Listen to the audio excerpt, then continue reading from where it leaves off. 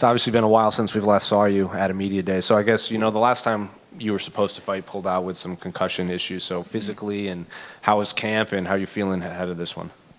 Yeah, I feel amazing. It's been a great camp. Time away is definitely gave me a lot of clarity.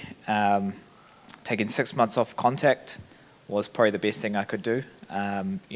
Listening to all the specialists, all the guys there to save you from yourself. I guess fighters and athletes are always going to be, I guess, too tough for their own good and just want to push through. But sometimes it's better to sit with it and get pulled back to give my best. And I want to be looking at the next 5 years, not just the next year. And I feel the best ever. Just it allowed me a lot of time to kind of balance all my other responsibilities, being a father, being a husband, and obviously being a UFC fighter. But back in my normal setting now, I've allowed my body to kind of heal that wear and tear of just fight camps back to back, and just mentally refreshed. So I'm back in my normal setting and ready to get back and remind everyone why I'm one of the best flyweights in the world. Sticking on this before we talk about Steve, I'm just curious, what's it like? Because when you're out with a leg injury or a ligament injury, you can heal that, you can rehab that, but dealing with the brain is something entirely different. So What was it like being on the sidelines with this sort of injury, not really being able to rehab it or anything? So for brain injury, obviously, we only have one, so you want to make sure that you're doing everything you can, and that means not pushing too much. So every week, just doing enough, which was at the start just going for walks. That was what I was prescribed by the neurologist, the concussion specialist. And then from there, we could do a little bit more, add a bit more stress or a bit more tension to my routine, doing all these different balance tests and eye tests. And with the neurologist, it felt like an exam. I had like a 3-hour exam that I had to go through, like puzzles and memory tests and drawing tests. And it's not to see how well you are good at drawing, it's to see how well you are at multitasking. And at the start, my test wasn't actually that good. I was getting like 50% for my age and education and all of that stuff. And then 4 months later or 5 months later, I did that same test, and I was testing at like 98% for my age and my education. So it just goes to show that I was always going to heal. I just had to, give it time. And then that's what you want around you, that kind of confidence and that kind of pathway back to sport. And I'm so lucky I have the Warriors team that I could lean on. That's the team I help coach for wrestling. It's a rugby team in New Zealand, so it's one of our national teams. So pretty lucky to have them as a resource to tap into. Obviously in rugby they deal with a lot of head knocks, a lot of concussions, so they've seen it all. So to have that kind of guidance was definitely massive, so really appreciative. In the States, we hear a lot of these American football players that, when they go through these tests, they realize like, oh, maybe I trained or played with a concussion, I just didn't know it at the time. Do you think you've gone through camps and fights unknowingly have a concussion? Oh, 100%. It's just something that I guess you come accustomed to. It's just when it's a bad one, that's really what makes you have to take a step back and say, well, I need to let this do its thing. I can't force it. Every concussion's different. Everyone's gonna. There's no one size fits all. So pretty lucky to still have a career in front of me that. We're back to where we want to be, and that's putting on my best performances and looking at the next 5 years, and just having that balance between family life and training. I think that's been a massive thing, and also having like deload weeks and having more emphasis on recovery, more emphasis on trying to put our best foot forward for the fight night, not doing too much in the actual training camps. And obviously, looking at your fight on Sunday morning against Steve, wasn't a title contender your last time you fought, and then you fought Pantoja 5 rounds in a hard fight. So did you know who he was before he signed to the UFC? Obviously, coming from this part of the world, and what do you make of this matchup against him? Yeah, it's funny. I was here a year ago. I was supposed to fight on the Perth card when Alex fought Islam, and I was injured that for that fight against Alex Perez. So I was here as a guest fighter, and the night before the UFC in Perth, I was at a show called Eternal, and it's a local show. And Mick Maynard was there, the UFC matchmaker, and Steve was the headline, and he ended up picking up Steve for the UFC, and I was there in the crowd watching. So I've seen his rise in the UFC. It's been fast and it's been rapid, but he's made the most of all his opportunities. So, he's definitely done really well, and to get a title fight and be so close to winning, where I thought I actually did enough to win. I've only got good things to say about him. He's a nice guy, and he's talented, and he's going to be a tough challenge. But I've been in this flyweight division for a long time. When at one point the UFC were looking at maybe dissolving this division, and I was out there putting on exciting fights, and I was one of the guys that was making sure this stays around. So it's going to be a cool feeling walking back into my normal setting and challenging the best guys in this division. Well, also, since your last fight, the UFC signed Kaya Sakura. They've let Makhavan Mahayev go. Pantoja doesn't have a clear contender yet. So, what do you make of the state of the division as a whole right now? Yeah, it's a funny time for flyweights, especially as contenders, because it's wide open. Anyone can beat anyone, and anyone can get a title shot.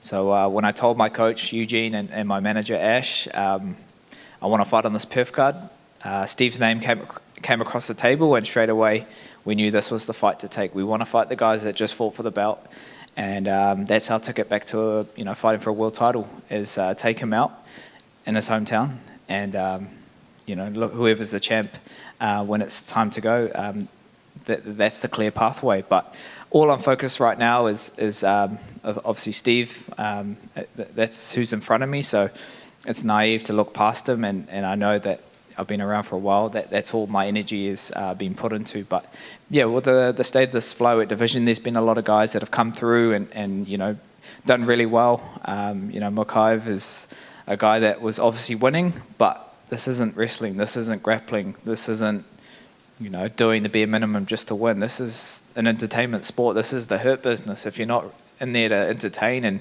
and lay it on the line, people want to see that heart, that courage, that willingness to go all in and get the knockout, or not just a knockout, but go in there and show why you should be a co-headline, not on the prelims. That's why me and Steve are in this position, because that's what we do. We go out there and fight. We don't just talk about it and build it up, and then it's an anti-climax. No one's really looking at it and talking about their fight. It was a kind of lose-lose against him and Manel. So with me and Steve, we're going to go in there. This fight can't not be fireworks, and I'm ready to go in there and take it from him. And two quick ones unrelated to your fight. I'm sure you heard about the new rule changes going into effect in November about the 12 to 6 elbows will be allowed, and the redefining the grounded opponent. I'm curious, did you hear about these, and do you think it's been a long time coming?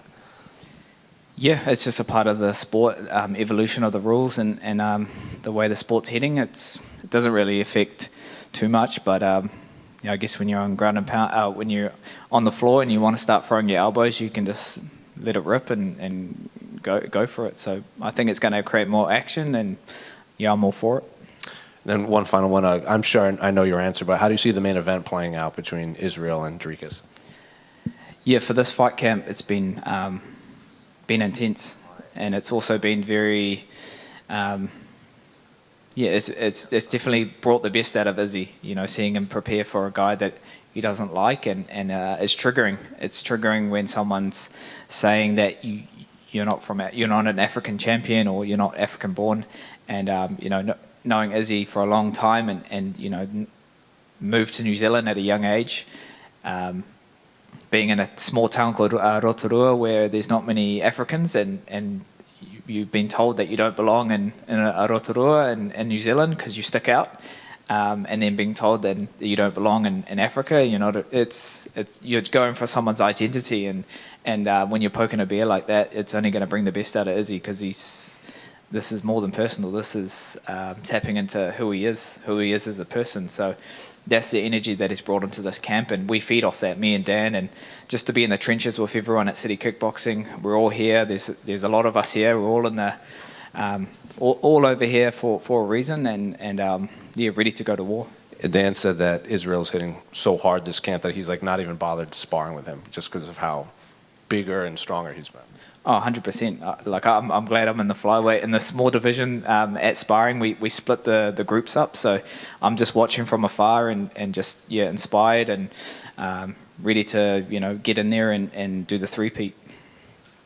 Kia ora kai, ke konei. Kia ora. Kia ora.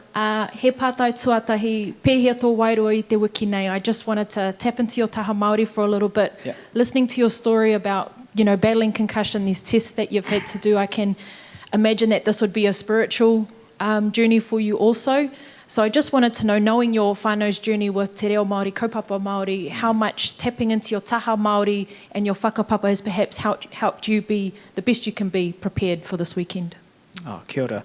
Thank you for that, Pātai. It definitely makes me more intentional of what I'm trying to do and where I want to be heading. And I guess it allows me to make sense of everything, because this has all happened long before I was here. Tapping into tupuna, my tupuna and my ancestors, it's in my blood. It's in my blood to I guess, go to war and to fight on that battlefield. I'm just that modern day version of it. So, having the reo and the tikanga and the te ao Māori view on how I take on the world, it just allows me to kind of make sense of it. So I guess having kids now and they're on at Kohanga and my wife's at Takura doing a full immersion te reo. We're on the journey together as a whānau, and it's a beautiful thing when you have more perspective on life and just prioritising what is important, and that's our culture, that's our identity, that's who we are. Me being a fighter, it's me, that's my job, that's my career, but there is life after fighting, and win or lose, I'm not defined by the result. I'm defined by the person that you see behind the gloves. So I'm in a great place, very balanced, very just calm, present, and ready to get in there and do what I love. Ka pai.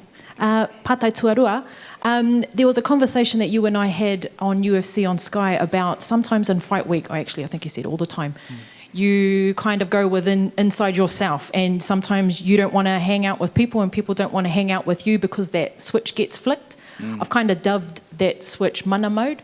So I just wanted to know, has mana mode been activated yet? Yeah, it's definitely a switch that's getting turned on and off all week. And that's just me visualizing what's about to happen, about to come forth on fight day. It's me just, revving the engine, tapping into that place that I need to go when I do step in there and take on the best. It's a passage that has to be clear. If it's not clear, then you're going to have trouble kind of going to where you need to go in the fight. So, this week, every day we get a bit closer, more dialed in, more focused, and more than ready to do what we do best. And I channel all of that energy back home, all that support that will be there in the stadium. I know there's a lot of Māori, a lot of Kiwis that live in Perth, so if they're there to support their hometown boy, which is Steve, or support me, it's a win for New Zealand and Australia, and for the flyweight division being on a co-main headline. So I'm looking forward to everything. I've been visualizing my walkout for the last year of what it's going to be, and channeling all that wairua that will be in the stadium, and just to go out there and unleash. Ka pai, pātai whakamutunga. Pātai whakamutunga. You've mentioned that this is great for the Anzacs and Oceania. I know we're here on foreign whenua, we're here in Australia, but it's New Zealand MMA history, it's UFC history, having 3 Kiwi at the top of a pay-per-view ticket. And I'm sorry if that annoys anybody in this room, but kei te pai tēnā, I want to know, what are your, kōrero, your feelings around that?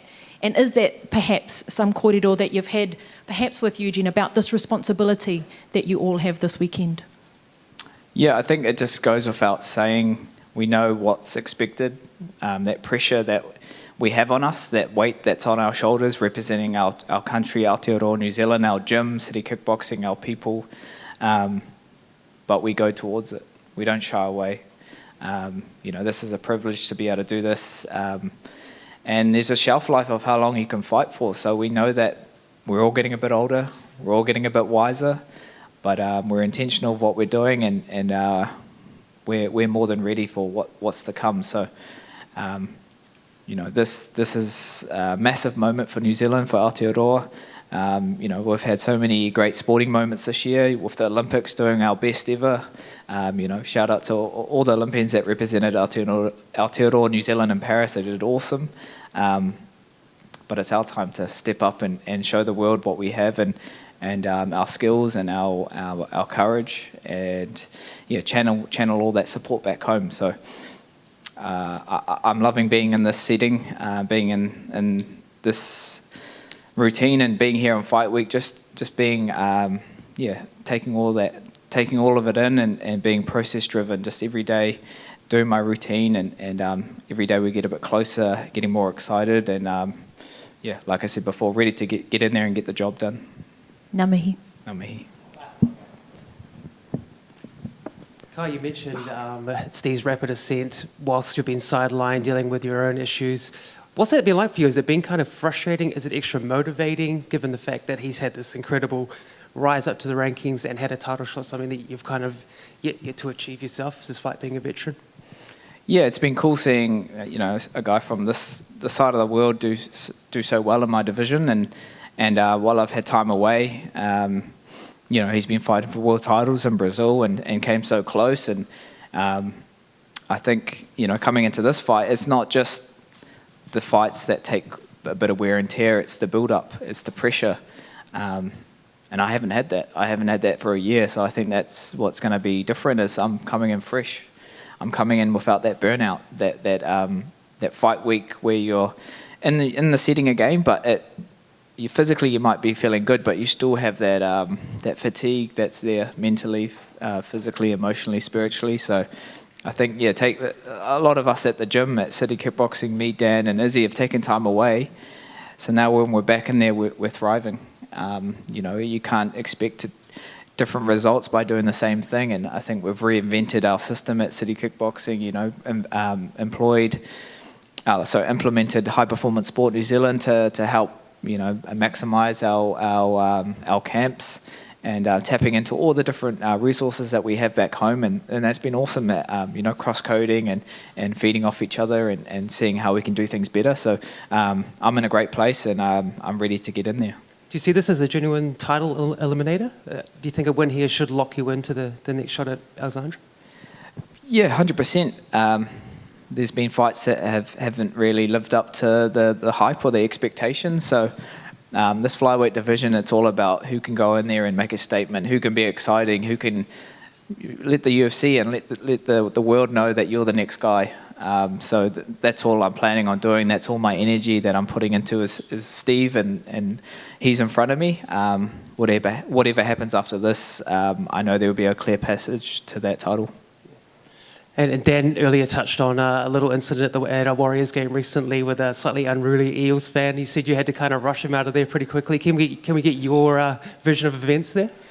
Yeah, Dan's a wild man, and you don't want to heckle him and egg him on, and especially in the crowd. Like he was telling the fan, "You're not that far away. I can still reach you." And he ended up throwing a drink at him, and then Dan took his shoe off, and he said, "I'll throw this as well." And I said, "Bro, we've got sparring tomorrow. We need to go home." And I got him out of there. The Warriors weren't winning as well, so it was okay that we left the game a bit early because we had sparring the next day. But yeah, it's cool to be invited to all those things, but hey, we don't want to ruin it. We want to come back again. Thanks, bro. Good luck. Cheers, bro. Thank you. Just back here. Yep. Please forgive me if I use the wrong term and correct me. A teammate of yours, Aaron Toe, is fighting on the Contender Series, and if he is successful, he will be if I'm not mistaken, he will be the first fighter in the UFC with the Tau Moko. What does that mean for you? Yeah, Aaron's one of my teammates, one of my sparring partners, someone that's close to my weight class. So we do a lot of training together. He's someone to definitely watch out for. So just to clear that up, he's got motora. So that's a facial tattoo. You know, he's unapologetically Māori. He can't hide it. It's on his face. And he's here to show the world who he is and where he's from. And yeah, very, very proud of him to, you know, follow our footsteps and you go out there and take what he deserves.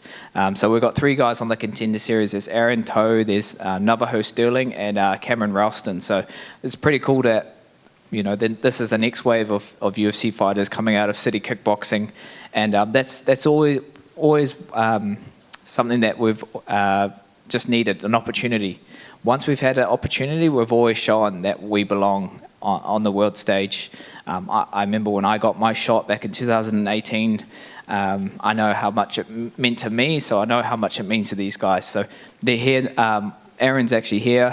Fight week, he got in last night. So for him to kind of see, you know, be in the setting and see what's it all about, I think it's going to do wonders for him and only motivate him to go out there and yeah, get a contract. So pretty cool that you know, another Māori boy from Aotearoa can shine and that's what it's all about, showing the blueprint of how to do this, and there'll be many more, you know, New Zealanders and Māori representing Aotearoa in the UFC.